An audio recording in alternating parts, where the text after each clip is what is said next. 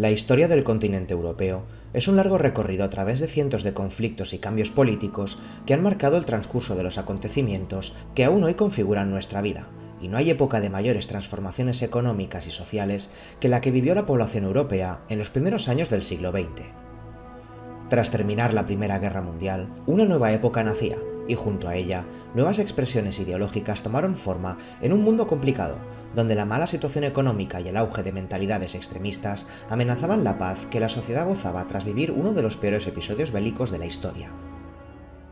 Fue en mitad de toda aquella época donde en España todo un pueblo logró acabar con un sistema monárquico y caciquista e instaurar en su lugar un nuevo modelo de Estado con el que la población deseaba poder alcanzar cambios más democratizadores y poder establecer definitivamente un nuevo orden político que garantizase una vida más justa e igualitaria para todos, aunque aquella época no estuvo libre de conflictos y de voces críticas hacia el nuevo país que España vio nacer en la primavera de 1931.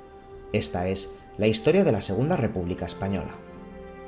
Comprender los orígenes de la proclamación de la República en España es un proceso que nos lleva inevitablemente a hablar de la situación política, económica y social por la que el país atravesaba desde los últimos años del siglo XIX. Tras la reinstauración de la monarquía en 1875, el sistema político español quedó configurado como un modelo oligárquico donde los sectores más poderosos de la sociedad mantenían un poder político y económico inmenso, siendo tutelado todo aquel proceso político por la figura del rey, el cual se aseguraba de mantener fuera de todo órgano de decisión a opositores y críticos del sistema mediante un sistema democrático fraudulento.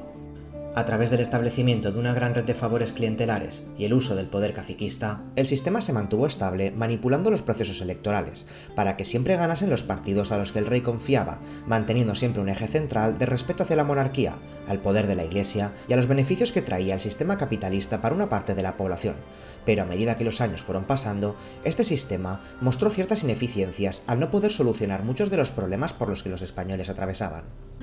A principios del siglo XX, los niveles de analfabetismo superaban el 70% debido a la falta de inversión educativa, y las grandes desigualdades económicas llevaron a una situación tensa entre representantes de los trabajadores y los empresarios, haciendo extremadamente difícil la conciliación entre ambas clases sociales, mientras el rey del momento, Alfonso XIII, trataba constantemente de reconducir la política hacia sus propios intereses, y fue tras toda una larga época de tensiones y conflictos latentes, donde en el año 1923, el militar Miguel Primo de Rivera realizó un golpe de Estado que le permitió instaurar un directorio militar bajo la supervisión y la aprobación del rey.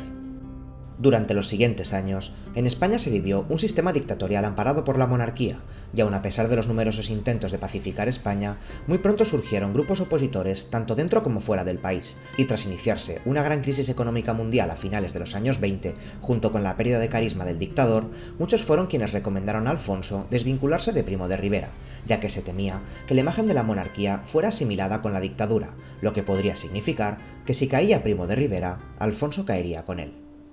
En enero de 1930, Primo de Rivera presentó su dimisión al rey, y Alfonso no tardó en mostrar interés en querer recuperar el sistema político previo a la dictadura, nombrando para ello al militar Dámaso Berenguer como presidente del gobierno, persona a la que se le encargó la misión de formar un nuevo gobierno con el que poder retornar al sistema constitucional de la Restauración. Aquel reto presentaba múltiples desafíos, ya que la Constitución del momento había perdido todo su sentido al haber permitido el rey la configuración de un estado dictatorial donde se invalidó todo lo que su padre había creado desde 1876, lo que le convertía a efectos prácticos en un rey sin constitución, tan solo amparado por la dictadura, por lo que desde numerosos sectores alegaron que regresar al escenario anterior era políticamente imposible. Berenguer comprendió que cualquier intento por reformar el Estado debía pasar inevitablemente a través de un nuevo proceso constitucional, por lo que de forma desesperada trató de reunir apoyos de los antiguos partidos conservador y liberal, pero estos apenas tenían fuerza política, ya que más que partidos consolidados eran entramados clientelares mantenidos por un sistema de favores, algo que fue desmantelado durante la dictadura. Con el apoyo de tan solo unos pocos políticos, Berenguer se encargó de flexibilizar algunas de las medidas impuestas por Primo de Rivera, con el fin de volver a convertir a España en un Estado liberal, hecho por el cual a esta época se le conoce con el nombre de dicta blanda, ya que progresivamente se volvieron a conceder derechos a la población, así como se eliminaba la censura y las prohibiciones impuestas por la dictadura. La presión que se vivía en las calles exigiendo la convocatoria de elecciones puso contra las cuerdas al gobierno de Berenguer, quien trataba de alargar todo aquel proceso hasta poder asegurar la victoria de los partidos monárquicos, y Alfonso se entrevistaba constantemente con importantes líderes políticos a fin de poder reunir apoyos hacia la monarquía, pero tan solo los nacionalistas catalanes de Francesc Cambó aceptaron formar parte de una coalición monárquica de derechas.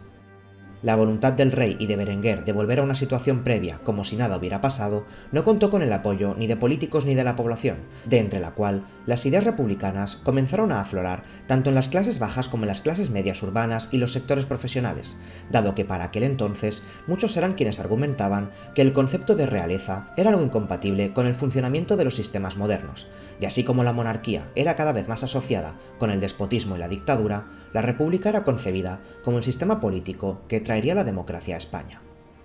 Bajo todo aquel escenario, el 17 de agosto de 1930, en la ciudad de San Sebastián, se llevó a cabo una reunión secreta encabezada por diversos líderes republicanos, en la que se estableció una unión de fuerzas con tal de poder ofrecer un gobierno alternativo al propuesto por la monarquía y sustituir el sistema por otro de carácter republicano. A la reunión acudieron altas personalidades republicanas como Alejandro Lerroux, Manuel Azaña o Niceto Alcalá Zamora, logrando con el paso del tiempo la colaboración de otras fuerzas políticas como fue la del socialista Indalecio Prieto, entre otros, y una vez lograda la implicación de los sindicatos obreros, se estableció que el camino hacia un sistema republicano debía lograrse por una vía alternativa a la que el rey estaba planificando. Para ello, se estableció llevar a cabo una gran huelga general por todo el país, acompañada de un alzamiento militar respaldado por la población, con el que esperaban que el rey abdicase, y una vez logrado, el poder sería ocupado por un comité revolucionario liderado por Niceto Alcalá Zamora. Sin embargo, aquel plan nunca llegó a realizarse, ya que en Jaca, los militares que debían iniciar el levantamiento lo llevaron a cabo 3 días antes de lo previsto, por lo que el complot fue descubierto, los militares rebeldes fusilados y los integrantes del Pacto de San Sebastián fueron perseguidos y detenidos. Todos aquellos sucesos acabaron por hacer colapsar al gobierno de Berenguer, quien tras anunciar de que no se celebrarían elecciones constituyentes, recibió por parte de casi todas las fuerzas políticas la negativa a seguir colaborando con el rey, por lo que su gobierno fue sustituido por el almirante Aznar, quien sí que aceptó la idea de llevar a cabo elecciones con el objetivo de crear una nueva constitución, fijando un calendario electoral en el que en primer lugar se celebrarían elecciones municipales el 12 de abril de 1931. El propósito de Aznar era el de poder minimizar el impacto de unos resultados perjudiciales para la monarquía tras 8 años de dictadura, y al convocarse en primer lugar elecciones municipales, estas podrían minimizar el impacto que implicaría una pérdida de popularidad en el rey, y aun a pesar de que se corría el riesgo de que las candidaturas republicanas obtuviesen grandes resultados en las ciudades, en los pueblos la manipulación del voto era más sencilla. Además, el gobierno declaró que se daría por respaldada la monarquía en el recuento final de concejales elegidos y no en el total de votos emitidos, ya que sabía que en los pueblos hacían falta muchos menos votos para nombrar concejales, y una vez conocidos los resultados, podrían volver a adjudicar puestos clave en las diputaciones, con los que poner en marcha el viejo sistema caciquista que tanto había caracterizado a la época anterior. De esa manera, estaría garantizada la supervivencia de la monarquía en las futuras elecciones generales constituyentes. Durante los meses previos, la población vivió con intensidad una abrumadora campaña electoral en la que muchos consideraban que el pueblo tenía la oportunidad única en participar en un proceso en el que todo el mundo se debía posicionar a favor o en contra de la monarquía, siendo el domingo previo a las elecciones el juicio a los miembros firmantes del Pacto de San Sebastián, quienes fueron liberados al considerar que no había constitución activa a la que hubieran traicionado. Llegados al domingo 12 de abril, la jornada electoral transcurrió sin ningún incidente, registrándose una participación del 67% de la población llamada a votar, y a primera hora del lunes comenzaron a publicarse los resultados. Del total de los más de 89.000 concejales a escoger por toda España, más de 40.000 pertenecían a partidos políticos monárquicos, mientras que las alianzas republicanas y socialistas lograron poco más de 35.000, hecho que junto con la colaboración de otros grupos políticos significaba que, en número de representantes, la monarquía había conseguido más concejales repartidos por España. Sin embargo, la distribución geográfica de estos era muy desigual. De 50 capitales de provincia, las candidaturas republicanas y socialistas ganaron en 41 de ellas, en algunos casos duplicando o triplicando a los concejales monárquicos, dejando en aquellas elecciones un escenario político muy particular y especialmente difícil de gestionar por parte del gobierno. Las candidaturas monárquicas habían triunfado en el campo, lugar donde era mucho más fácil poder obtener mayoría a base de nombramientos automáticos y el control caciquista. En cambio, en las ciudades, las cuales eran el centro de la vida política, social y económica, las candidaturas republicanas sobrepasaron con diferencia a las monárquicas. Estos resultados han estado sujetos a muchas interpretaciones surgidas a lo largo de los años, en las que se intenta dar una explicación acerca de cuál de las dos principales opciones habría triunfado, sobre todo por el hecho de que no podemos conocer cuáles fueron los votos totales y cuánta gente votó a favor de uno u otro modelo, pero para la población de la época, el propio gobierno de España, la mayoría de medios de comunicación y, en general, toda la sociedad española del año 31, tan solo había una posible interpretación: España había votado por la República. Los periódicos de todo el país aclamaron la victoria republicana, y a medida que se iban conociendo los resultados, por todo el país comenzaron a haber concentraciones multitudinarias donde la gente celebraba los resultados portando una bandera tricolor y entonando cánticos revolucionarios. El gobierno se reunió de urgencia para tratar de encontrar una solución, pero muchos consideraban que ya estaba todo perdido, y el propio rey Alfonso aceptó no oponerse al transcurso de los acontecimientos, aun a pesar de que para él todavía había varias opciones a contemplar. A primera hora del 14 de abril, numerosos ayuntamientos izaron la bandera tricolor como símbolo de la nueva España republicana, siendo la localidad de Éibar la primera en todo el país en proclamar la República en España, y a lo largo del día, aquel hecho fue repetido en numerosas capitales, siendo especialmente importante la proclama que se hizo en Barcelona por parte del líder de Esquerra Republicana, Francesc Macià, quien proclamó delante de la multitud la creación de una república catalana integrada con las demás repúblicas de la península ibérica. De forma paralela, en Madrid se convocó una gran concentración en la Puerta del Sol a la espera de la proclamación de la República, hecho que provocó que Alfonso solicitase la presencia del director de la Guardia Civil, el militar Sanjurjo, para preguntarle acerca de la lealtad del cuerpo hacia la corona, a lo que éste respondió que no podía asegurar la obediencia de sus hombres hacia el rey, y acto seguido, Sanjurjo partió hacia la casa de Miguel Maura, lugar donde se hallaban los miembros del Comité Revolucionario, poniéndose inmediatamente bajo sus órdenes. El gobierno escribió de inmediato al presidente del comité, Niceto Alcalá Zamora, con el objetivo de poder negociar la creación de un órgano de transición e incluso la posibilidad de facilitar una abdicación del rey en favor del príncipe de Asturias, pero Alcalá Zamora, quien acababa de recibir el apoyo de la Guardia Civil, se mostró contundente y exigió la salida inmediata de la familia real del país. Hacia las 8 de la tarde, el Comité Revolucionario accedió al Ministerio de Gobernación escoltados por la Guardia Civil, y acto seguido se formó un gobierno provisional dirigido por Alcalá Zamora, mientras al mismo tiempo, en el Palacio Real, Alfonso se despedía de la alta nobleza e iniciaba su traslado hacia Cartagena, desde donde embarcaría con destino a Marsella, dando por terminado su reinado. Comenzaba en aquel momento la Segunda República Española. La proclamación de la Segunda República fue un suceso inédito y nunca antes visto en la historia. A diferencia de otros episodios similares, la marcha del rey no fue provocada por el alzamiento de los militares como ocurrió con Isabel II, ni a consecuencia de un vacío en el poder tras una abdicación. Fue el resultado de una gran ola de fervor popular provocada por los resultados de unas elecciones y las proclamas de muchos ayuntamientos, grupos sociales y políticos a favor de la República, hecho que es aceptado por la mayoría de historiadores como un suceso natural y por lo tanto plenamente legítimo, dado el inmenso apoyo popular del momento y la caída en desgracia de la monarquía. Tras los sucesos ocurridos el 14 de abril, el nuevo gobierno provisional quedó configurado como un órgano de poder el cual asumiría el control del país a la espera de poder celebrar unas elecciones generales con las que poder redactar una nueva constitución acorde con la realidad española del momento, y para evitar que el cambio de gobierno fuera rechazado por los sectores más conservadores, este estuvo configurado por políticos de diversas corrientes ideológicas. Como presidente, se designó a Niceto Alcalá Zamora, un exterrateniente cordobés, antiguo ministro del período monárquico, quien junto con Miguel Maura configuraban el sector más conservador del gobierno. Seguidamente, el liberal Lluís Nicolau Ulbe fue nombrado ministro de Economía, el radical Alejandro Lerroux ministro de Estado, y finalmente, numerosos miembros del Partido Socialista obtuvieron carteras en los ministerios de Trabajo, Justicia y Hacienda, siendo su discurso mucho más moderado que en épocas pasadas.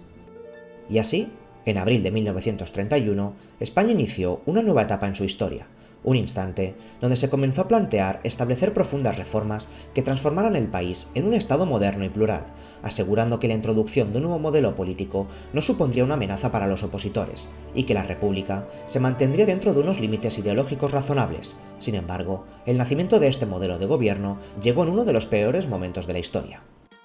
Desde 1929, el mundo estaba sacudido por el impacto de una fuerte crisis económica que conllevó una gran recesión del mercado, así como la pérdida de miles de puestos de trabajo, a la vez que nuevas ideologías totalitarias tomaban forma y amenazaban con acabar con los sistemas democráticos del momento. A la espera de la celebración de unas elecciones generales en junio de aquel mismo año, el gobierno provisional llevó a cabo una serie de medidas con tal de poder asegurar el mantenimiento del orden y evitar que tanto las antiguas clases privilegiadas como los sindicatos tomasen posiciones radicales y se mostrasen hostiles hacia el Estado. El primero de los asuntos que el gobierno gestionó fue la preocupante declaración que Francesc Macià realizó en Barcelona el mismo 14 de abril, donde proclamó abiertamente la creación de un nuevo Estado catalán, por lo que diversos ministros acudieron de urgencia a Cataluña con tal de poder negociar con él el futuro de esta región dentro de la España republicana. Tras unas reuniones muy acaloradas, se acordó de que Macià renunciaría a la creación de un Estado propio a cambio de la promesa de incluir en la futura Constitución la posibilidad de configurar un estatuto de autonomía en el que Cataluña obtuviese un autogobierno bajo el nombre histórico de Generalitat, algo que tanto vascos como navarros también se mostraron interesados en realizar. Además de la cuestión regional, en la primavera de 1931 se llevaron a cabo numerosas reformas con tal de poder afrontar la difícil situación económica por la que el país estaba atravesando. Para España, la llegada de la Gran Depresión supuso el cese de la actividad industrial para muchas empresas y el despido masivo de trabajadores, y aun a pesar de que el gobierno se mostró dispuesto a poder impulsar medidas de protección social y un gran proyecto de políticas públicas, las finanzas del Estado se encontraban en una situación muy preocupante. Tras la proclamación de la República, muchos empresarios consideraron que aquello iba a traer una gran inestabilidad política al país, y al contar el gobierno con varios ministros socialistas, se expandió un ambiente de alarmismo entre las grandes fortunas, quienes retiraron inmediatamente las inversiones que tenían en España, produciéndose una fuga de capital de más de 1.000 millones de pesetas, hecho a lo que se sumó la gran deuda que el país venía arrastrando a causa de los proyectos económicos de Primo de Rivera. La situación era especialmente delicada en el campo, lugar donde se acumulaba una inmensa mano de obra al no existir emigración hacia las capitales, hecho que conllevó un altísimo índice de desempleo en Andalucía y en Extremadura, y quienes sí tenían trabajo estaban sometidos a unas duras condiciones laborales por parte de los terratenientes. Conociendo la delicada situación económica y laboral en el campo, el ministro socialista Largo Caballero impulsó una serie de medidas destinadas a mejorar las condiciones laborales de la población rural.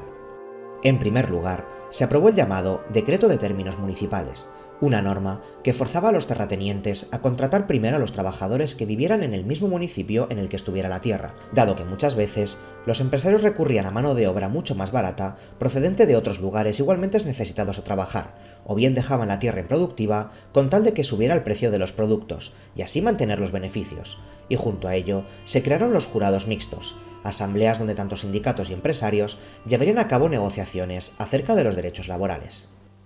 Otro de los asuntos que no se tardó en regular fue acerca de la relación que mantendría de ahí en adelante el Estado con la Iglesia Católica. Desde un primer momento, el gobierno anunció su intención de iniciar cambios que comportasen la separación definitiva de este estamento de la vida pública, algo que sabían que podría contar con una gran oposición, y para ello se llevaron a cabo reformas moderadas en las que se incluyó la plena libertad de cultos, así como la enseñanza religiosa voluntaria. Aun a pesar de no compartir los mismos ideales, un sector importante del clero consideró que aquellas medidas eran suficientemente respetuosas con la Iglesia. Sin embargo, una facción mucho más intransigente liderada por el cardenal Pedro Segura mostró su más absoluto rechazo, redactando el 1 de mayo una carta pastoral en la que se criticó con dureza a la República, ensalzando a su vez el papel de la monarquía en el respeto de los valores cristianos.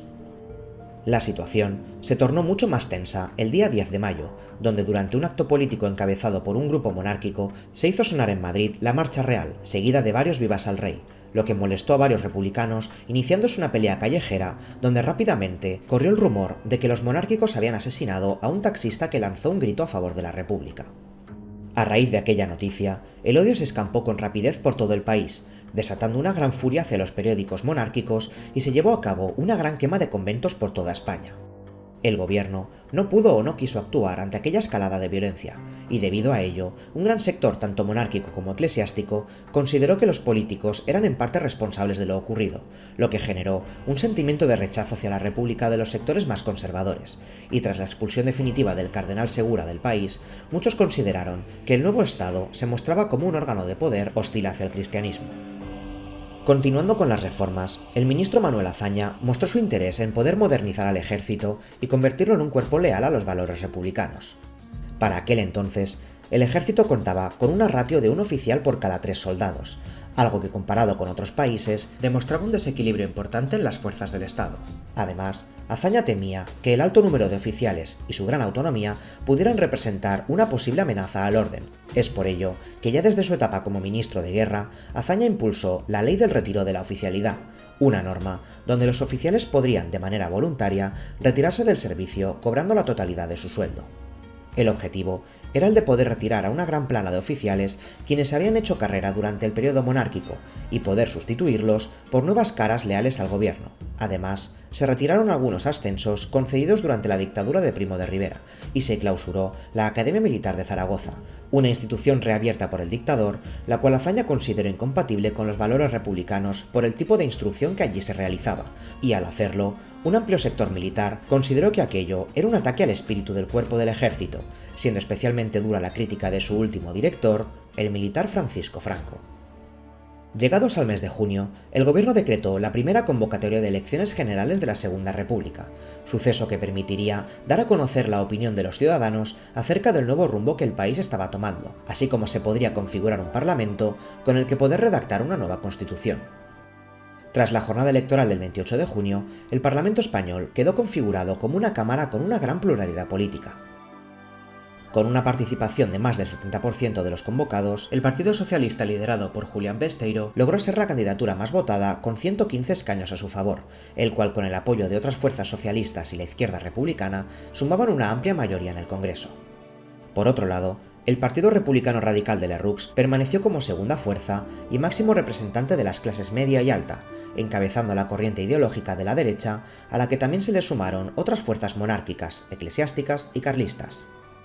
Aquellos resultados dieron a entender que existía una mayoría de ciudadanos que validaba las decisiones que el gobierno provisional había tomado durante aquellos primeros meses, y tal y como ya estaba previsto, se formó un comité encargado de la redacción de un nuevo texto constitucional que fuera acorde con la realidad política del momento, y tras más de 2 meses de trabajo, en los que en el Congreso se debatieron todos los puntos redactados, finalmente se aprobó por mayoría absoluta la nueva Constitución de la República Española. En ella se definía a España como una república democrática configurada por trabajadores de todas las clases sociales, un Estado donde todo el mundo sería considerado igual ante la ley y se dispondría de un alto nivel de libertades entre las que se incluía la libertad de expresión, de reunión, de industria y de manifestación, así como el sometimiento de todas las fuerzas a la ley y la prohibición del arresto sin causas legales para ello. Al establecerse el hecho de que todos los españoles eran iguales ante la ley, el colectivo femenino presionó duramente para lograr que se incluyera en la Constitución el derecho de las mujeres a votar, algo genéricamente demandado, ya que para aquel entonces la mujer no podía votar, aun a pesar de que sí podían ser votadas, y tras producirse intensos debates en los que participaron Margarita Nelken, Clara Campoamor y Victoria Kent, las 3 únicas mujeres en el Parlamento, finalmente España incluyó en 1931 el reconocimiento del sufragio femenino universal. Otro de los grandes cambios que se incluyó en la Constitución fue la separación efectiva entre la Iglesia y el Estado, poniendo así fin a una larga historia de confesionalidad estatal. Se estableció que España se convertía a partir de entonces en un Estado laico, dando por terminado el control de la Iglesia de algunas esferas públicas, así como la subvención de las distintas asociaciones religiosas, las cuales serían todas sometidas a las leyes del Estado, legalizando además los divorcios, el control de los cementerios por parte de los ayuntamientos y estableciendo por todo el país una educación libre de influencias religiosas. A nivel territorial, España se organizó como un país integral en el que se reconocía el derecho a la constitución de autonomías, algo muy demandado tanto por catalanes como vascos, quienes ya tenían proyectos de autogobierno, y finalmente, en el aspecto económico, se estipuló que la riqueza debía estar subordinada al interés general, por lo que se reservaba al Estado la posibilidad de intervenir en la economía, así como poder tomar las decisiones que considerase oportunas con tal de evitar las malas prácticas económicas que perjudicasen al conjunto de la población. Todos aquellos cambios vinieron de la mano de una completa renovación de los símbolos y los cantos patrióticos. Por ese motivo, se sustituyó la marcha real por el revolucionario himno de Riego, y la bandera como una enseña tricolor en el que el morado ocuparía la última franja, en recuerdo de la historia de Castilla en su lucha contra la monarquía del emperador Carlos, y un símbolo de lucha contra la opresión. Al contar con un nuevo cuerpo normativo, se dio comienzo al primer gobierno constitucional de la Segunda República, un sistema político en el que el poder quedaría dividido en 2 figuras presidenciales. El presidente de la República, encargado de convocar elecciones y proponer candidatos para la jefatura del gobierno, y el presidente del Consejo de Ministros, nombrado por el presidente de la República, encargado de nombrar ministros y dirigir la política del Estado, y tras las elecciones de junio de 1931, el poder quedó configurado bajo la figura de Niceto Alcalá Zamora como presidente de la República y al político Manuel Azaña como presidente del gobierno. El nombramiento de Azaña significaba el inicio de un gobierno de izquierdas en España, un periodo donde se aceleraron muchas de las reformas que ya se plantearon durante los meses pasados y se aprobaron otras destinadas a afianzar los valores del nuevo Estado republicano. Continuando con el desarrollo de los decretos firmados en primavera, el gobierno de Azaña amplió y complementó una buena parte de ellos, siendo los derechos sociales y laborales los primeros en ser regulados. Contando con un amplio respaldo parlamentario, Azaña profundizó en amplias reformas impulsadas por el socialista Largo Caballero.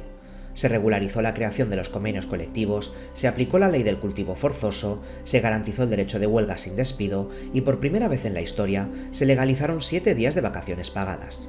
Se concedieron permisos de maternidad, se protegió el trabajo de la mujer en los meses previos al parto y se amplió el sistema de afiliación obligatoria a los seguros que cubrían situaciones de enfermedad, accidentes laborales y desempleo. Sin embargo, la precaria situación de la economía española a principios de los años 30 hizo que muchas de esas iniciativas se vieran incompletas y se alejase el sueño de poder implementar un sistema generalizado de seguridad social. En materia educativa, se realizó una importante inversión en educación al mantener aún España unos altos índices de analfabetismo. A lo largo del primer bienio de la República, se crearon 10.000 escuelas públicas y se estableció un nuevo programa educativo, en donde la religión pasaría a ser una asignatura opcional. Se retiraron los crucifijos de las aulas y se inició un gran proyecto cultural nacional de la mano de las famosas misiones pedagógicas, grupos culturales voluntarios encargados de viajar al mundo rural con tal de ofrecer a su gente servicios de bibliotecas, cine, teatro y música, favoreciendo así el acceso a la cultura de la mano de compañías como La Barraca, importante grupo ambulante de teatro creado por Federico García Lorca. Además de las reformas educativas y sociales, Azaña trabajó en un gran proyecto agrario con el que esperaba poder solucionar el grave problema agrícola que agitaba el país. En julio de 1931 se presentó ante las Cortes un proyecto de reforma agraria, el cual proponía una gran reorganización de obreros en el campo, en donde los jornaleros desempleados pasarían a ocupar tierras improductivas o en desuso, previamente expropiadas por el gobierno, y una vez reasentados, el Estado proporcionaría las herramientas necesarias para garantizar la vivienda y los medios de producción adecuados a los trabajadores, quienes organizados en cooperativas trabajarían la tierra y esperaban ver solucionado el problema en un plazo de 10 a 15 años.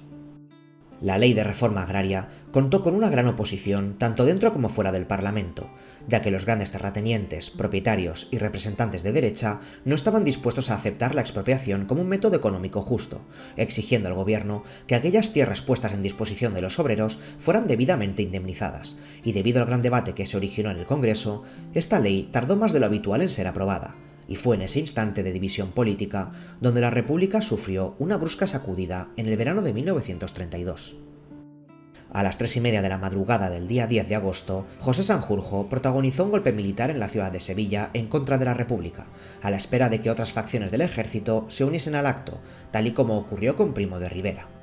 En aquella ocasión, el pretexto de los militares era el de querer restaurar el orden civil, calificando al gobierno republicano como ilegítimo y faccioso, pero en Madrid, el golpe apenas tuvo respaldo, y al día siguiente, las calles de toda Andalucía se levantaron en una gran huelga general en contra de los rebeldes, que junto con la orden dada desde Gobernación acerca de enviar 4 columnas de soldados hacia Sevilla, provocaron que el golpe de Estado fuera frenado de inmediato, siendo Sanjurjo arrestado en su intento de huida hacia Portugal.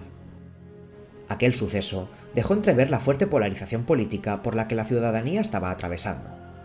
Tanto a nivel político como social, existían diversos grupos de interés quienes no aceptaron desde un principio ni la implementación de la República ni las reformas que en aquel momento se estaban aprobando, y tras el fallido golpe de Estado, comenzó a hacerse evidente de que existían fuerzas que podrían tratar de desestabilizar a la República por medios violentos, lo que comportó que el gobierno mantuviese al ejército y a los opositores más vigilados que nunca, ya que si en el 32 había habido un intento de golpe de Estado, sería posible que aquello volviera a suceder.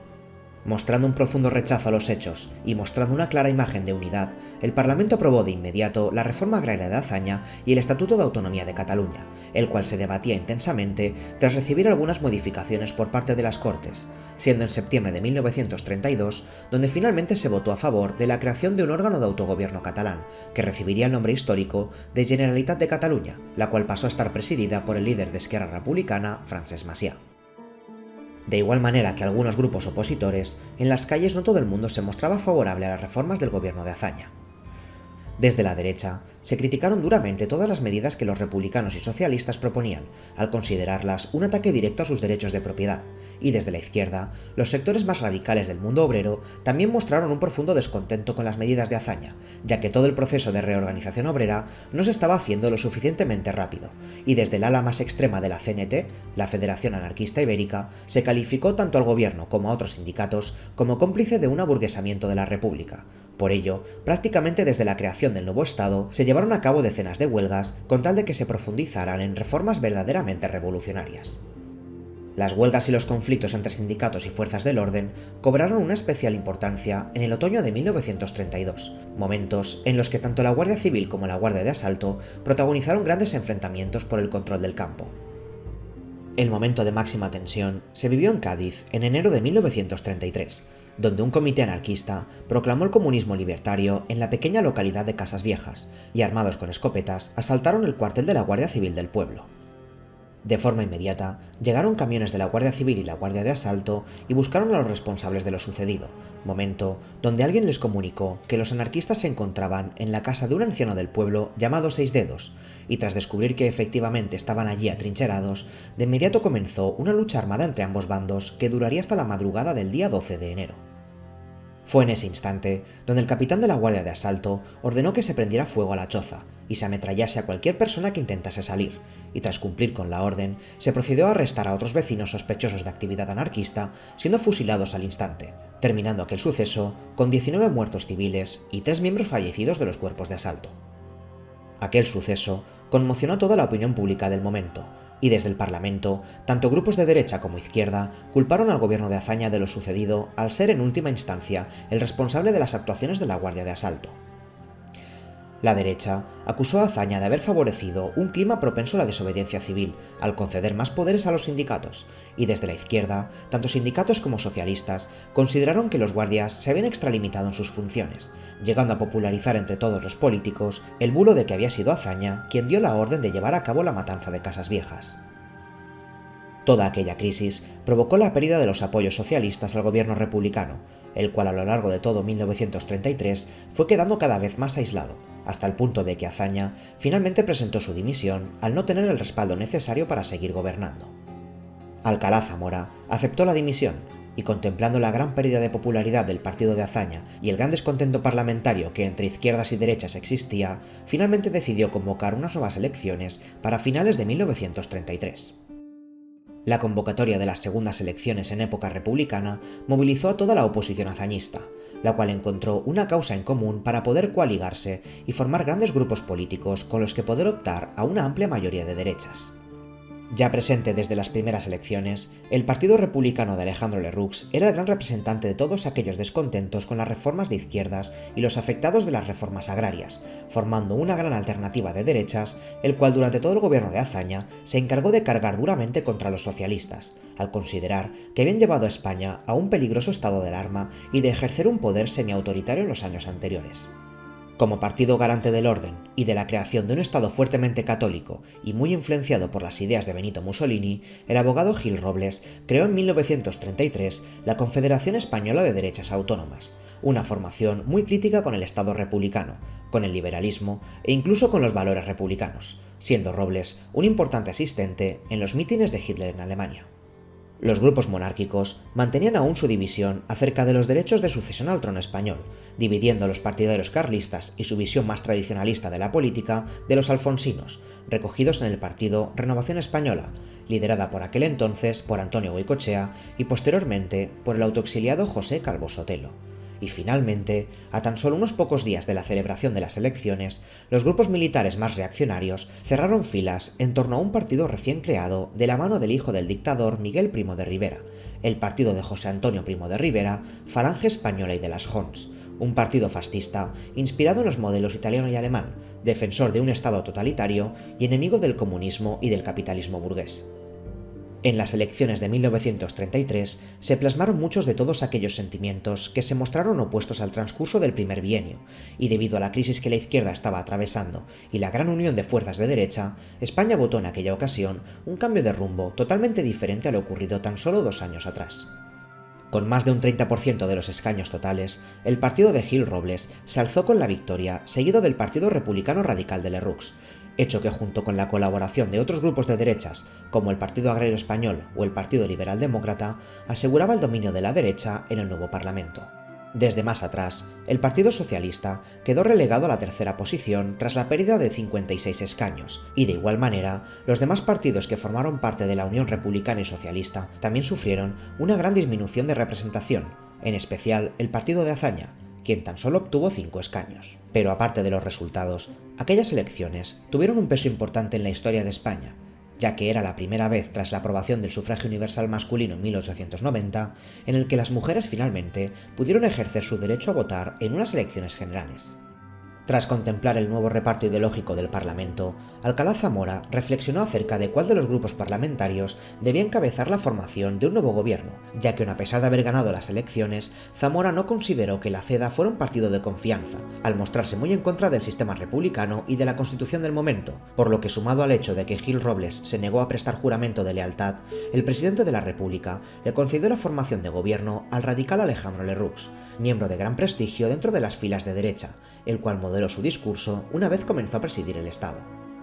Con la formación de un gobierno radical, España comenzó un nuevo periodo llamado Bienio Conservador, un momento donde el presidente Lerroux comenzó a rectificar muchas de las reformas que su antecesor había impulsado. Sin embargo, al estar en minoría, el apoyo de la CEDA le era indispensable para poder seguir a cargo del gobierno, por lo que durante todo el año 1934 el Partido Radical estuvo muy a merced de las instrucciones de Gil Robles.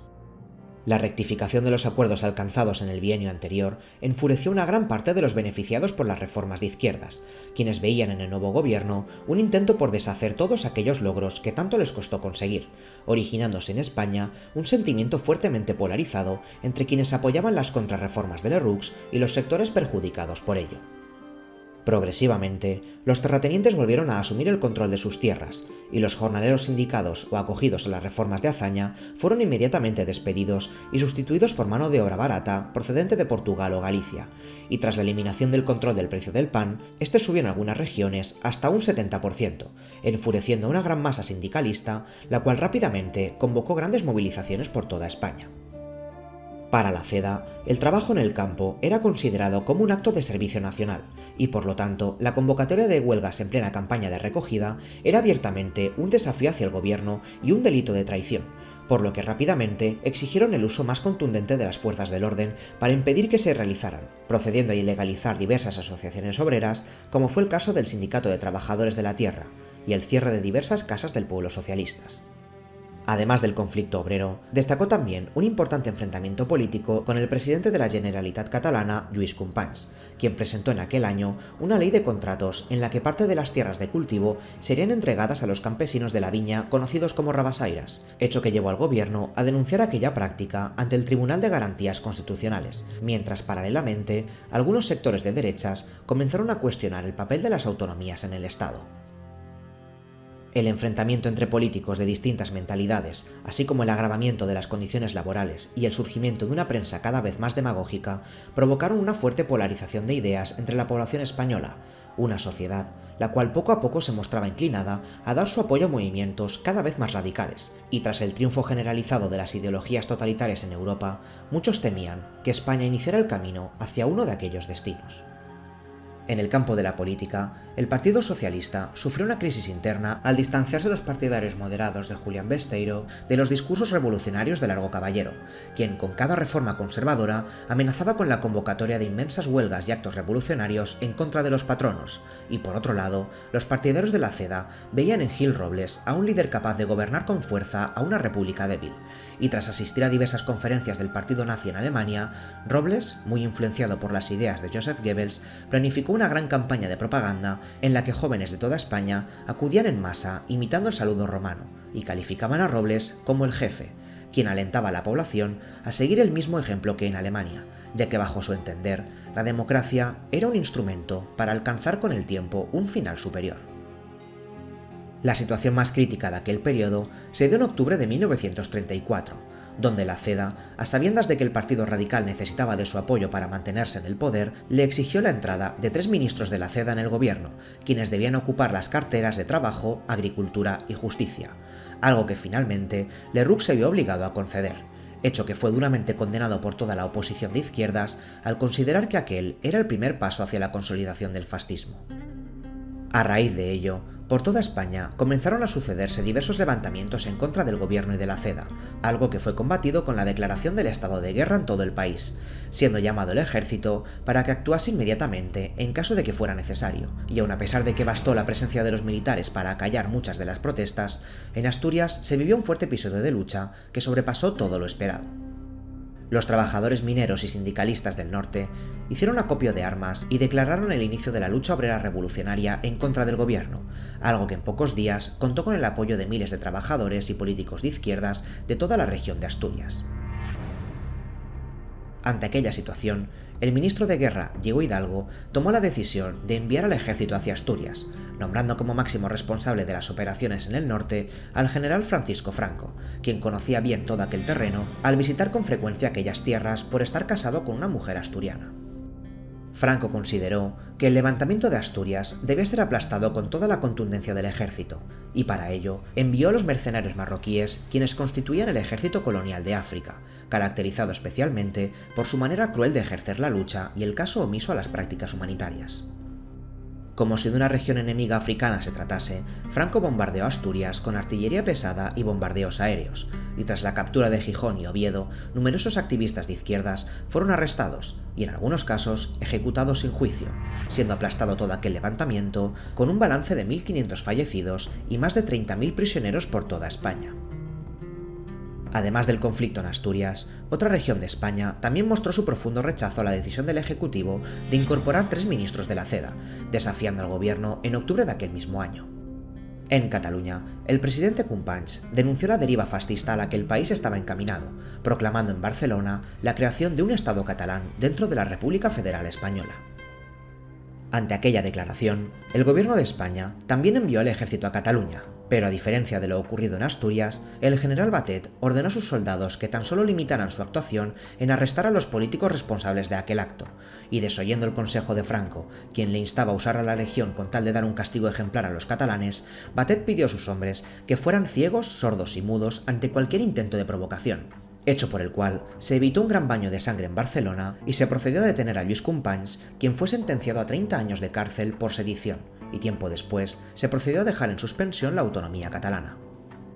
Los hechos ocurridos en octubre del 34 dejaron en evidencia la gran fractura social vivida en España, siendo el gobierno de Lerroux ampliamente recordado por la persecución generalizada de personas sospechosas de conspirar contra el Estado, y a causa de ello, la CEDA exigió cada vez mayor presencia en el gobierno, llegando a ostentar hasta 5 ministerios en el que el propio Gil Robles asumió el cargo de ministro de Guerra, ascendiendo a los militares que participaron en el aplastamiento de la rebelión de Asturias y asignando puestos clave en las altas esferas del ejército a hombres profundamente críticos con el sistema republicano, y poco a poco la voluntad de los cedistas fue la de presionar a Lerroux para introducir reformas en la Constitución en las que se ilegalizase el divorcio, las autonomías y las expropiaciones, siendo tal la presión que Lerroux finalmente acabó colapsando, y tras un caso de corrupción que salpicó a altas esferas del Partido Republicano Radical, Alejandro Lerroux finalmente presentó su dimisión al presidente Zamora, quien consideró que para poder formar un gobierno estable era necesaria la convocatoria de unas nuevas elecciones generales, elecciones con las que se pudiese poner fin a los gobiernos en minoría y facilitar un nuevo clima de consenso, fijando la fecha de estas, el 16 de febrero de 1936. La celebración de unas nuevas elecciones movilizó a todos los partidos políticos como nunca antes había sucedido, y tras las experiencias vividas en el pasado, todo el mundo comprendía que era necesario realizar grandes coaliciones políticas a fin de poder salir beneficiados en el reparto de escaños, ya que cada voto y cada escaño podría ser clave para alcanzar la mayoría en unas elecciones que, aunque nadie lo sabía aún, iban a ser las últimas que se celebrasen en mucho tiempo. Tras haber sido perseguido durante los hechos de octubre del 34, el expresidente Azaña comenzó a gozar de una amplia popularidad al ser visto como una persona capaz de enfrentarse a las derechas y de volver a encabezar todas las reformas sociales que caracterizaron al primer bienio republicano. A partir de diciembre del 35, Azaña comenzó una larga negociación con la mayoría de fuerzas políticas de izquierda en la que resultó la creación de una gran coalición política conocida comúnmente como el Frente Popular, una formación de izquierdas dispuesta a lograr la presidencia del gobierno y poder posicionarse como una alternativa a los gobiernos conservadores de los últimos años. Por otro lado, la derecha cerró filas en torno al liderazgo de Gil Robles y su campaña de rechazo hacia las ideas de izquierda y hacia las bases del sistema republicano, inundando España con propaganda traída desde Alemania, en la que se plasmaba el profundo odio de una parte de la población hacia el marxismo, el judaísmo y la masonería, organizando tras la adhesión de los carlistas, alfonsinos y la Lliga Catalana una gran coalición de fuerzas de derecha conocida como el Frente Nacional Contrarrevolucionario. Durante los meses previos a la celebración de las elecciones, tanto unos como otros llevaron a cabo multitudinarios actos donde se cargaba duramente contra el adversario, y durante aquel corto periodo de tiempo fueron asesinadas un total de 41 personas vinculados a grupos políticos de ambas ideologías. La izquierda revolucionaria proclamaba consignas antifascistas, y la derecha alertó de que aquellas elecciones serían la última oportunidad de supervivencia de los valores católicos y tradicionalistas. Las cárceles llenas de presos políticos ardían en ansias de obtener una amnistía con la que pudieran salir en libertad para cobrarse sus propias venganzas personales, e incluso algunos grupos políticos iniciaron la compra de armas a Mussolini, como fue el caso del líder monárquico José Calvo Sotelo, quien contempló la posibilidad de llevar a cabo la conquista del Estado. Y finalmente, y con el destino de España pendiendo de un hilo, llegó el día de la votación.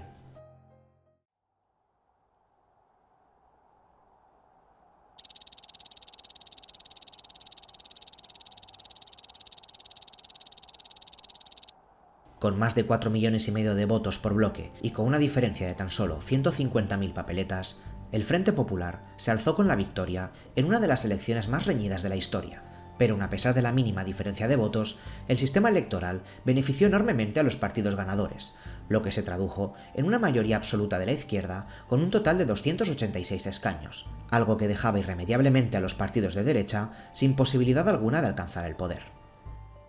Nada más conocer los resultados, Gil Robles y Calvo Sotelo se apresuraron en contactar con los generales más reaccionarios colocados previamente en lo más alto de la cadena de mando, con la intención de declarar el estado de guerra y anular así todo el proceso, hecho que fue cumplido inmediatamente por los generales Franco y Godet, quienes dieron instrucciones a sus hombres para tomar acciones apresuradas antes de que se configurase gobierno alguno y así no ser culpables de un delito de traición, pero la negativa de otros militares fieles a la República implicó el fracaso de aquel golpe, desbaratando todos los planes golpistas y forzando la creación acelerada de un gobierno de izquierdas dirigido por Manuel Azaña, quien tomó medidas contra los conspiradores, destinando a los militares más críticos con la República a distintos lugares de España, tal y como ocurrió con Godet en Baleares, Mola en Pamplona y Franco en Canarias. Las principales medidas del nuevo gobierno republicano fueron la liberación de los presos encarcelados en el 34, así como la recuperación de sus cargos en alcaldías y la restitución del Estatuto de Autonomía en Cataluña, y 2 meses después, el Parlamento llevó a cabo una votación para destituir a Alcalá Zamora, acusado de haberse extralimitado en sus funciones, por lo que fue apartado de su cargo, siendo sustituido por el mismo Manuel Azaña, quien relegó sus funciones como presidente del gobierno al republicano Casares Quiroga. Pero paralelamente, las calles de España eran ya por aquel entonces escenarios donde se llevaban a cabo actos de violencia política provenientes de todas las ideologías. Los agricultores expulsaron a los terratenientes de las tierras, recuperando así el control del campo tras la restitución de la Ley de Reforma Agraria del 32, y los miembros más radicales de las juventudes socialistas se unificaron junto a los comunistas en un gran grupo de acción liderado por el joven socialista Santiago Carrillo. A su vez, la derecha más radical fue aumentando de tamaño con la incorporación masiva de jóvenes a las filas de la Falange Española, la cual comenzó a crear listas negras con los nombres de simpatizantes de izquierda, jueces y altas personalidades de la política republicana, extendiéndose en España un clima de violencia generalizada donde miembros de izquierda y derecha protagonizaban violentos ataques, acusándose mutuamente de querer provocar una escalada de violencia, mientras la prensa animaba a la población a mostrar una actitud reaccionaria contra sus opositores. El odio y la intolerancia entre españoles se acentuó profundamente en aquellos primeros meses del año 36, elevando la cifra de víctimas de la persecución política hasta casi las 300 muertes antes de iniciarse el verano, algo que muchos vaticinaban como el inicio de un camino hacia el desastre, hacia una época oscura donde 2 modelos distintos de poder se podrían llegar a enfrentar entre sí de la manera más cruel posible, una terrible lucha donde tan solo el miedo, el horror y la destrucción serían los mecanismos que marcarían el episodio más oscuro y terrorífico de toda la historia de España.